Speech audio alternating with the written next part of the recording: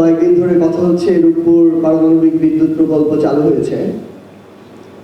এটা আমরা জানি যে রাশিয়ার প্রতিষ্ঠান রোসাটম তাদের তত্ত্বাবধানে এটি হয়েছে এবং এটার জন্য রাশিয়া থেকে ঋণ সহায়তা হিসেবে এই প্রজেক্টের যে অর্থ সেটা নেওয়া হয়েছে ঋণ সহায়তা, যার পরিমাণ প্রায় 1,20,000 কোটি টাকা।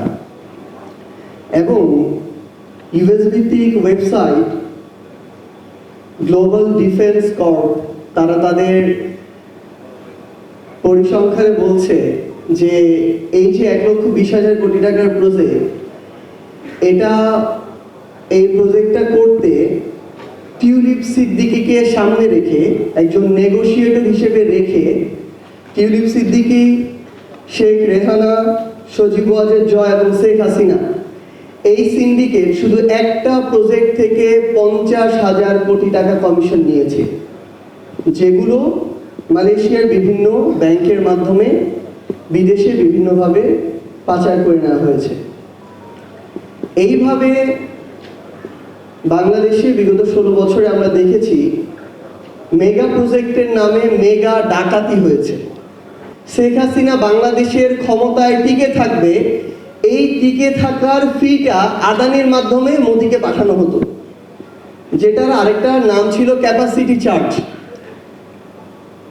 আপনি তার বিদ্যুৎ ক্রয় করেন আর না করেন, প্রতি বছর আপনাকে $450 মিলিয়ন তাকে আপনার ক্যাপাসিটি চার্জ দিতে হতো। এবং তার চেয়ে বড় দুঃখজনক হলেও সত্য যে এটা যখন নীতি বহির্ভূত হচ্ছিল, তখন শুধুমাত্র ওই চুক্তিটা করার জন্য নীতিটার পর্যন্ত পরিবর্তন করা হয়। 2009 সালে আমাদের ঋণের পরিমাণ ছিল 2,76,000 কোটি টাকার মতো, যখন আওয়ামী লীগ ক্ষমতায় আসলো। এবং তাদের পতন হওয়ার সময় 24 অগাস্টে বাংলাদেশের ঋণ প্রায় 18,36,000 কোটি টাকা। বিগত 16-17 বছরের এই ফ্যাসিস্ট রেজিম তাদের সময়ে পাচার করেছে প্রায় 11 লক্ষ কোটি টাকা,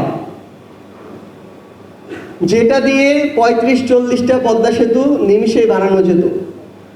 যেই পদ্মা সেতু নিয়ে এত গৌরব, সেখানেও প্রায় 30-40% টাকা তারা লুটপাট করেছে। আমরা আহ্বান করব আমাদের জায়গা থেকে, জাতীয় নাগরিক পার্টি এনসিপির পক্ষ থেকে, বর্তমানে সরকারি বিএনপি রয়েছে, তাদের সংখ্যাগরিষ্ঠতা, তাদের পদ সম্পর্কে আমাদেরকে বিব্রত করছে, বাংলাদেশের মানুষকে বিব্রত করছে। আমরা তাদেরকে আহ্বান করব যে বাংলাদেশে যেন আগামীতে আর মেগা প্রকল্পের নামে মেগা ডাকাতি না হয়। বাংলাদেশে যেন আপনারা কিংবা অন্য যে কেউ ক্ষমতায় টিকে থাকার জন্য কোনো ঠিকাদারকে যেন কোনো ধরনের ক্যাপাসিটি চার্জ দিতে না হয়। বাংলাদেশে যেন ঋণ খেলাপি নামক ব্যবসা আর শুরু না হয়।